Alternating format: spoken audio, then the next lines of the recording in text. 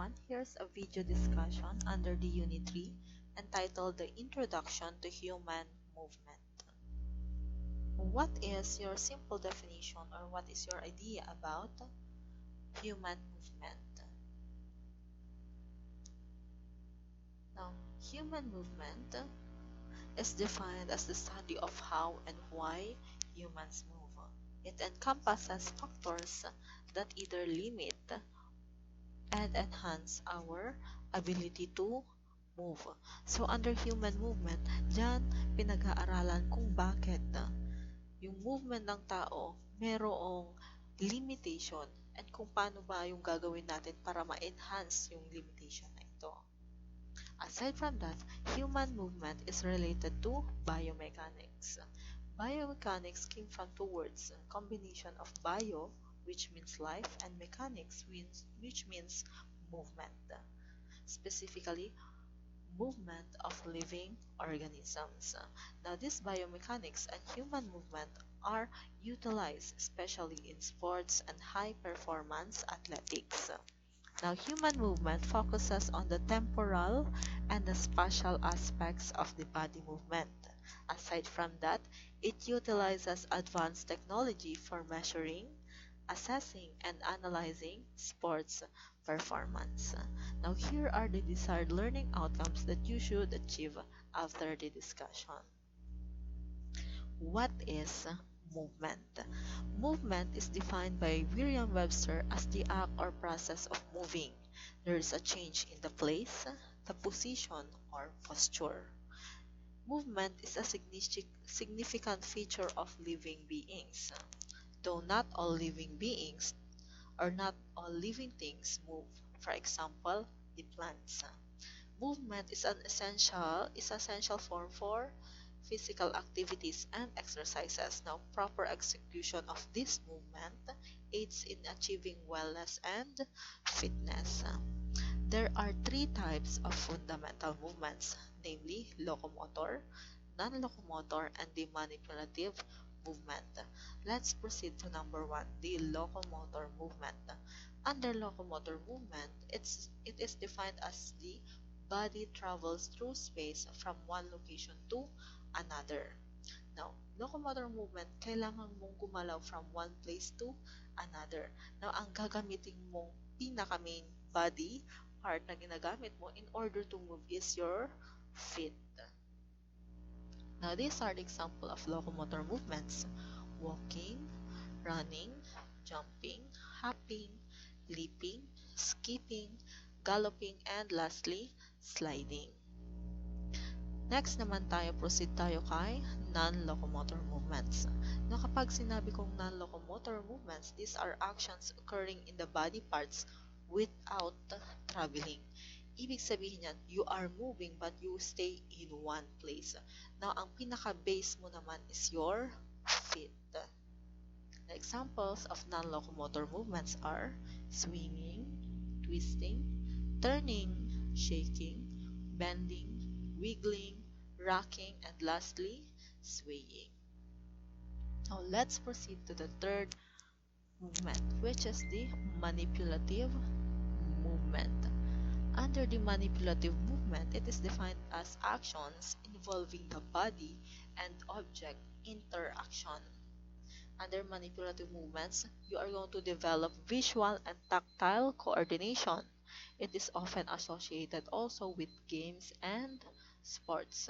Now, these manipulative movements are used for various bodily movements in physical activities. Ano ba yung example ng manipulative movements? From the word manipulative, you are going to manipulate something.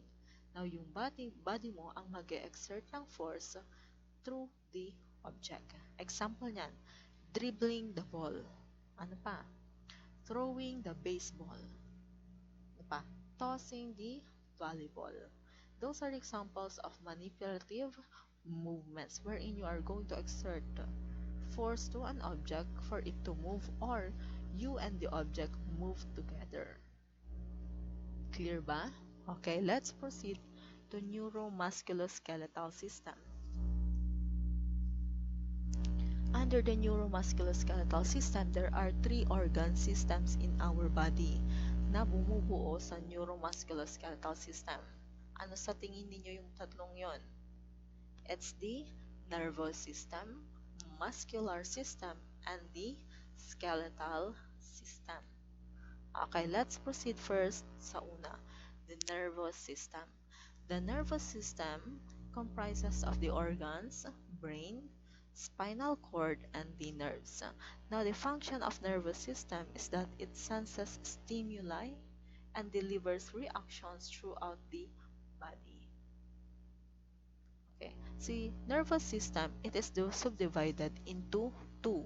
Number one is central nervous system. Si central nervous system, hawak niya si brain and spinal cord. Now, the brain is considered as the central processing unit of the body. Ibig sabihin, si brain ang may control sa lahat ng movement ng ating katawan, even our emotions. Next naman si spinal cord. This spinal cord connects the brain and the peripheral nervous system. Ano ba itong peripheral nervous system? Ito yung pangalawa. Under the peripheral nervous system, it is a network of nerves that runs throughout the head, the neck, and the whole body. It carries messages to and from the central nervous system, which is the brain and spinal cord. Okay. Si central nervous system, ang hawak niya ay si brain and spinal cord. While si peripheral nervous system, sakop naman niya lahat ng nerves sa ating katawan. Now, ano ba itong silbi or ano ba yung function ng mga nerves na ito?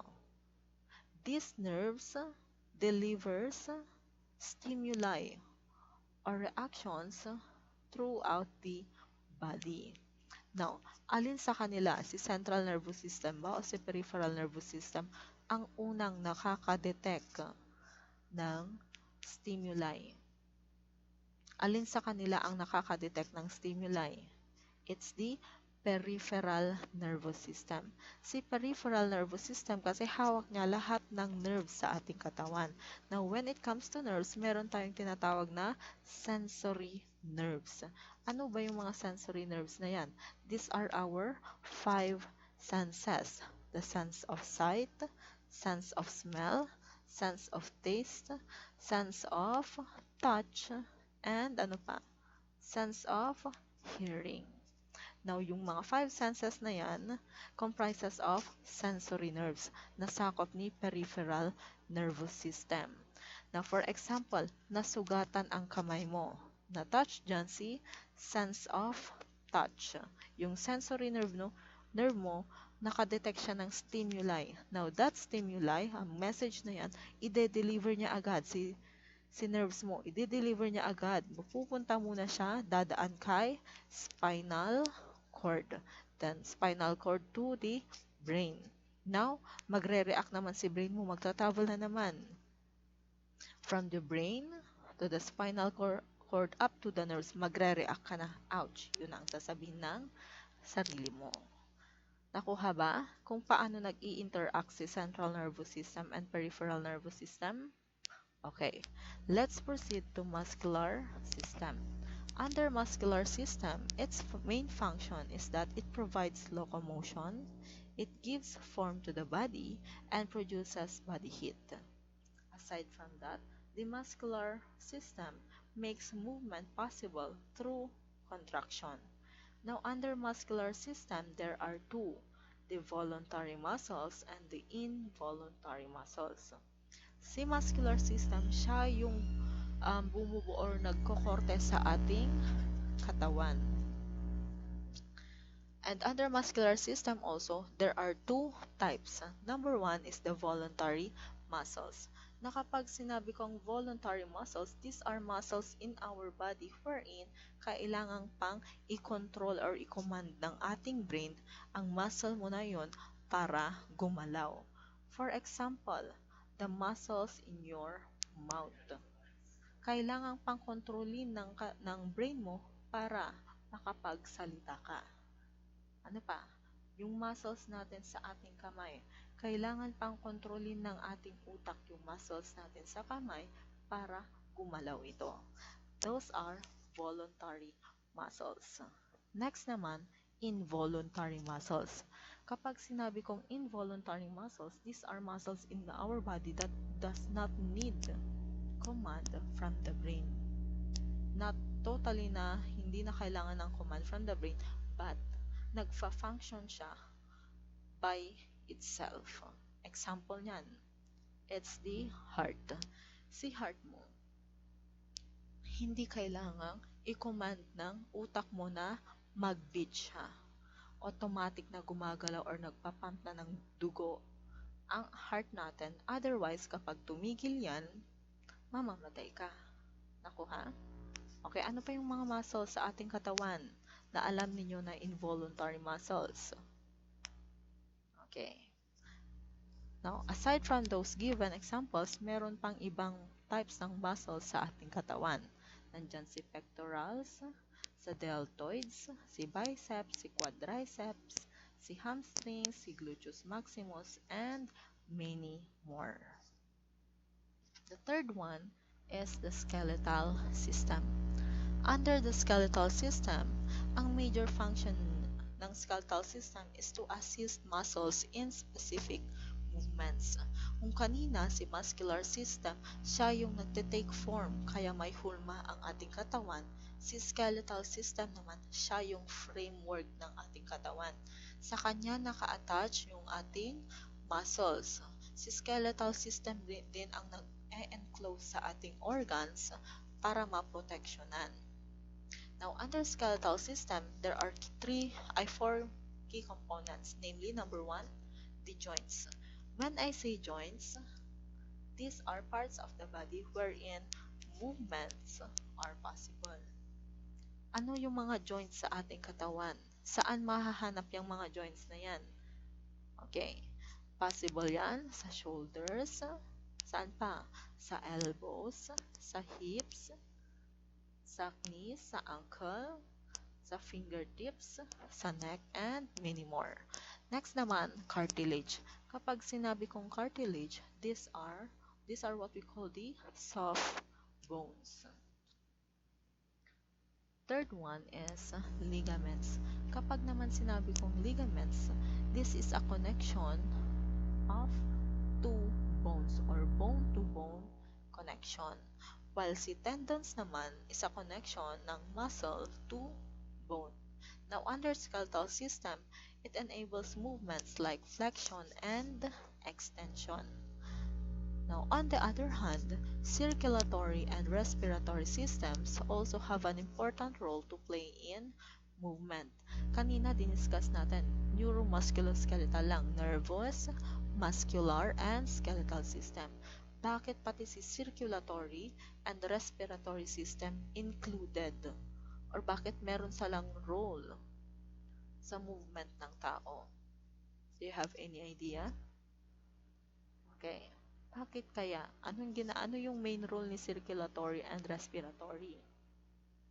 Kapag pinag-combine mo si circulatory system and respiratory system, ang tawag doon is cardiopulmonary system. Now, this cardiopulmonary system are responsible for the nourishment of the body. Now, bakit sila responsible for the nourishment of the body? These systems, circulatory and respiratory, they work hand in hand to supply oxygenated blood and energy to the muscles for it to function, which is true. Hindi makakagalaw ang ating katawan kung walang dugong dumadaloy at the same time, walang energy na gagamitin ang ating muscles. Now, these two systems are also called as the engine of the body because movements will not be possible without them. Now, those are the roles of circulatory and respiratory system in human movement. Now, let's proceed to body planes and anatomical terminologies. Under anatomy of movement, which is defined as a study of physical structures and their functional relationship to body movements. Under this, include dyan, una, body planes, pangalawa, anatomical terminologies. Now, the importance of anatomy of movement is that it facilitates efficient instruction and understanding of movement. Dito, mapag-aaralan natin kung bakit limited lang ang movement ng isang ng body part natin na ito. Bakit yung body part natin na ito pwede nating paikutin while the other one is not? Ano yung limitation ng movements natin? And bakit hanggang doon lang ang movement na kaya nito? But first, let's proceed to body planes, specifically the human anatomy planes. There are three body planes, namely coronal plane, sagittal plane, and the transverse plane. I'll watch the video first.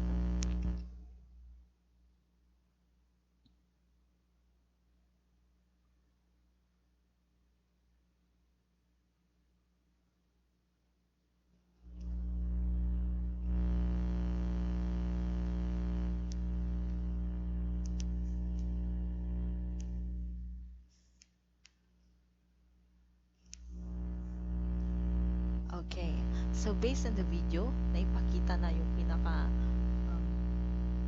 summary na i-discuss ko under body planes. Number one is coronal plane. Si coronal plane, it divides the body into front and back. Now, kapag sinabi kong front, we call it anterior. Kapag naman sinabi kong back, we call it posterior. Now, alin ulit? Anong plane ulit yung i-divide ng katawan natin into front and back? It's the coronal plane. Now, nasan ang position ng nose mo? Is it anterior or posterior? It's anterior kasi nandito siya sa front. Now, nasaan naman ang position ng iyong elbows? Is it anterior or posterior? It's posterior kasi sa likod. Again, coronal plane divides the body into front and back. Kapag sinabing front, anterior. Kapag back, posterior. Now, let's proceed to number 2, sagittal plane. The sagittal plane divides the body into left and right sides. Now, these equal left and right sides, we call it laterals. Now, this sagittal plane passes through the midline of the body or the medial. Nasaan ba ang midline ng ating katawan? Nandito. That is the midline of our body. Nasa gitna. Now, yung midline na yan, dyan makikita si sagittal plane. Hinahati ni sagittal plane yung katawan natin into equal left and right. Ang tawag natin dyan is laterals. Number 3, transverse plane. Ano naman itong transverse plane na ito? Si transverse plane naman divides the body into superior, which is the upper portion, and inferior, the lower portion of our body. Si transverse plane, upper and lower. Now, saan ang position ng iyong fingertips? Is it superior or inferior? It's inferior kasi nasa lower portion siya. Next naman, where is the location or position of your shoulders? Is it superior or inferior? It's superior. Okay, kasi nasa upper portion siya. Clear ba ang 3 body planes? Now, let's proceed to anatomical terminologies. When we say anatomical terminologies, these are used to describe specific areas and movements of the body, as well as the relation of these body parts to each other. Now, diyan ang mga example ng mga anatomical terminologies natin. But let's proceed to prone and supine. Kapag sinabi kong prone, you are lying flat but you are facing downwards. Kapag naman supine, you are still lying flat but you are facing upwards. Kapag sinabi kong prone, nakadata ka, nakapaklob. Kapag naman supine, you are facing upwards. Okay. Next naman, pronation and supination. Do not confuse yourself kay prone and supine, kay pronation and supination. No ada iti nation na sa dulo, it is the movement of the hands or the palm. Kapag ang palm mo ay nakababa, it is facing downwards, you call it pronation. Pero kapag naman yung palm mo is facing upwards, you call it supination. Yan. Based from the picture, kapag nakataas yung palm mo facing upwards, it's supination. Kapag naman nakababa, it's pronation. Okay? Next naman, let's proceed to flexion and extension. Si flexion, ang keyword mo dyan is it decreases the angle. Nasaan ulit ang joints ng ating katawan? Okay, sa arms natin, nasaan ang joints? Nasaan ang joints sa ating arms? Makikita siya sa ating example sa elbows. Okay. Under flexion, you have to decrease the angle at the joint. Paano ba yung movement kapag if you are decreasing the angle? Ang angle mo ay nasa elbow. Now, kailangan mo daw i-decrease or paliitin yung angle. You have to flex your arm. Okay. Next naman is extension. Under extension, the movement that increases the angle at a joint. Kabaliktaran siya ni flexion. No? Instead na i-decrease mo, mag-i-increase ka daw, ang sabi ni extension. So, from this angle, imbes na naka-decrease, i-increase mo, you are going to extend your feet to increase the angle. Now, aside from that, the movements of flexion and extension are also possible in our wrist. Now, these are the movement for flexion and this is for extension. Aside from that, meron din tayong tinatawag na hyperextension. Ano ba itong hyperextension na to? It is the excessive extension of a joint beyond its normal range of motion. Example ng hyperextension are shown in the illustration. Yan. Confused pa kayo? Meron ding movement ng flexion sa arms as well as sa legs. Possible din ang flexion and extension sa ating neck. And the movement na forward and backward also. Let's proceed to abduction and adduction. Kapag sinabi kong abduction, it is the movement away the midline. Nasaan ulit ang midline natin? Nasa gitna. It divides the body into left and right. Now, kung ang movement daw ay away the midline, it is abduction. Pero kung ang movement naman ay towards the midline, it is adduction. Paano ba yung abduction na yan? Si adduction, from the midline mo, nasa gitna. Lalayo ka. That is abduction. Movement away from the midline. Next naman, adduction. Si adduction, movement towards the midline. Yung midline mo nasa gitna. Now, yung movement mo, papalapit kay midline. So, that is adduction. Clear ba ang dalawa? Okay. Let's proceed to circumduction. Under circumduction, it is the movement of the body region in a circular manner. So, circumduction from the word circular. Aling body parts ba natin ang pwedeng mag-create ng circular motion? It is shown in the illustration. That is arm circumduction. Next is radial deviation and ulnar deviation. Under radial deviation, it is the movement of the wrist towards the radius, while ulnar deviation is the movement of the wrist towards the ulna.